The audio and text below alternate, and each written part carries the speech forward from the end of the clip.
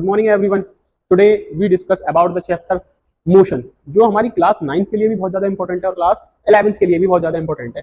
तो इस चैप्टर को जितना ज्यादा हम डिटेल में पढ़ेंगे 9th स्टैंडर्ड में, उतना ज्यादा ही हमारे लिए बेनिफिशियल रहेगा। ये 11th स्टैंडर्ड में काइनेमेटिक्स का बहुत बड़ा पोर्शन मोशन से ही आता है। कोई से भी कॉम्पिटेटिव एग्जाम्स हो, जेई हो या नीट हो, कि हमारा जितना भी पोर्शन रहेगा वो मैकेनिक्स में मोशन चैप्टर से रिलेटेड ही रहेगा ज्यादातर।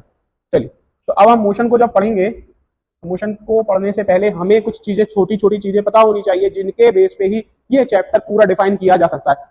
अगर वो हमें चीजें नहीं पता होंगी तो हम इस चैप्टर को अंडरस्टैंड नहीं कर पाएंगे, और फिंगर की टिप्स पे जो हमें चीजें याद होनी चाहिए वो चीजें हमें याद नहीं रह पाएंगी, क्योंकि हमें उसका फंडामेंटल नहीं पता होगा। तो फंडामेंटल में सबसे पहले जो चीज आती है वो आती है स्टेट ऑफ अ बॉडी।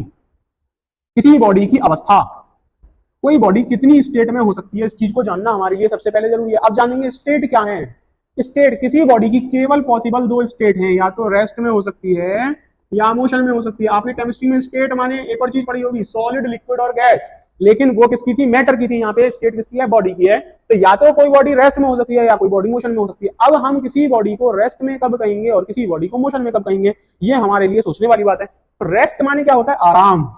और आराम क्या है? आराम हमें सबको बहुत पसंद है, कहते हैं ना, आराम शब्द की पूंजी है, इससे न तपेदिक होती है। आराम शब्द में राम छुपा जो भव बंधन को खोता है। यानी कि सब जने आराम करना चाहते हैं, तो आराम में जाने क्या होता है। मुझे भी आराम पसंद है, आपको भी आराम पसंद है, लेकिन आराम है क्या? आराम हराम है, आपको आगे चलने से रोकने वाला। मैंने क्या बोला? आगे चलने से रोकने वाला, यानी कि मोशन में आने से रोकने वाली चीज ही आराम है। अगर आप मोशन में नहीं है तो आप किसमें? रेस्ट में है। तो क्या है रेस्ट और मोशन?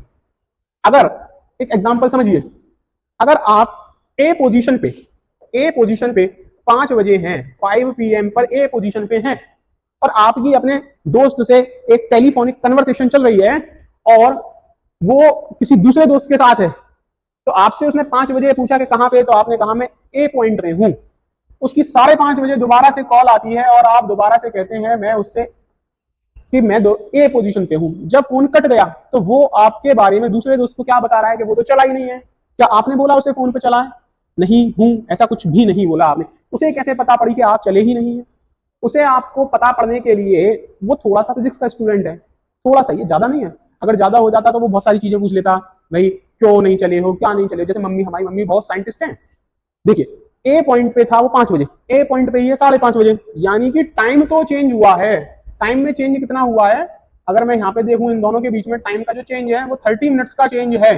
क्या पोजीशन में चेंज हुआ? नहीं हुआ। यानी कि अगर ए पॉइंट पे वो खड़ा है और उसके सामने कोई एक क्लॉक लगी हुई है, वॉल क्लॉक लगी हुई है, तो 5:30 बजे भी उसके सामने वही है। जैसे आपने देखा होगा वो क्लॉक टावर होते हैं, क्लॉक टावर बहुत बड़े बड़े सिटीज में है। तो सपोज दैट उसके सामने एक क्लॉक टावर है, तो 5 बजे भी उसके सामने क्लॉक टावर है, 5:30 बजे भी उसके सामने क्लॉक टावर है, तो 5 बजे भी उसके सामने वही चीज है, 5:30 बजे भी वही चीज है। तो यानी कि पोजीशन तो चेंज हो रही है, लेकिन उसके चारों तरफ की कोई चेंज नहीं हो रही। दूसरे एग्जाम्पल समझिए, आप बेड पे लेटे हैं, 6 बज गए, 6 बजे आप आराम से लेटे हैं, आपके नीचे बेड है, साइड में कुछ कुशन रखे हुए हैं। अब 5 बजे भी, 6 बजे भी लेटे और 7 बजे भी आपके पास, आपको मम्मी देखने आई और आपके साइड में भी कुशन था, इधर भी कुशन था, इधर भी कुशन था, जो यानी कि पहले स्थिति थी वही सारी चीज आपके सामने अब भी है।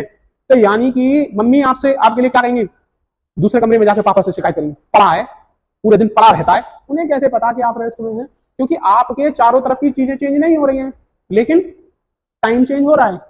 A body is in rest if it does not change its surrounding with respect to time. देखेंगे, a body is in rest if it does not change its surrounding. अपनी सराउंडिंग को चेंज नहीं कर रही है आसपास की, किसके रेस्पेक्ट में? With respect to time. Time तो चेंज हो रहा है लेकिन सराउंडिंग चेंज नहीं हो रही है, तो वो बॉडी किसमें कहलाएगी? रेस्ट में। अब बात करें मोशन की। अब 5 बजे फोन करा, उसने कही जी मैं ए पोजीशन पे हूं। 5:30 बजे फोन करा, उसने कहा मैं बी पोजीशन पे हूं। तो वो बता रहा है दूसरे दोस्त को, भाई वो चल चुका है, आ रहा है। उसे तो आपने कहा ही नहीं है कि मैं चलाऊं। उसे कैसे पता पड़ी? क्योंकि आपने टाइम के साथ साथ अपनी पोजीशन चेंज बता दी। यानी कि मोशन की डिफाइन क्या बनेगी? If a body is in motion, यहाँ पे रेस्ट की जगह क्या आ जाएगा? केवल मोशन आ जाएगा। अगर इस रेस्ट की जगह मैं मोशन लाना चाह रहा हूं, a body is in motion, if it does not को हम यहां से हटा देंगे। क्यों? क्योंकि वो तो चेंज कर रहा है। If it change its surrounding with respect to time, then body is said to be in a motion. अगर कोई बॉडी टाइम के साथ साथ अपनी सराउंडिंग भी चेंज कर रही है तो वो मोशन में है। अगर वो बॉडी टाइम के साथ साथ अपनी सराउंडिंग चेंज नहीं कर रही है तो वो रेस्ट में है। सिंपल है। पंखा है, जब पंखा किसी एक पोजीशन पे रखा हो और उसमें इलेक्ट्रिसिटी ना दी जाए, तो उसके जो ब्लेड्स हैं, उसके राइट हैंड साइड वाले ब्लेड पे उसके 3 ब्लेड होंगे, उसके जो पहले वाले ब्लेड के सामने कोई कोई और पोजीशन होगी, दूसरे वाले के सामने कोई और, तीसरे वाले के सामने कोई और, तो आप कहेंगे भाई पंखा बंद है। लेकिन जैसे ही आप उसे इलेक्ट्रिसिटी देंगे वो घूमने लग जाएगा। जैसे ही उसकी ये वाली जो ब्लेड है वो इधर आया, टाइम के साथ इधर आया, तुरंत आपने कह दिया भैया पंखा चल रहा है। आपको कैसे पता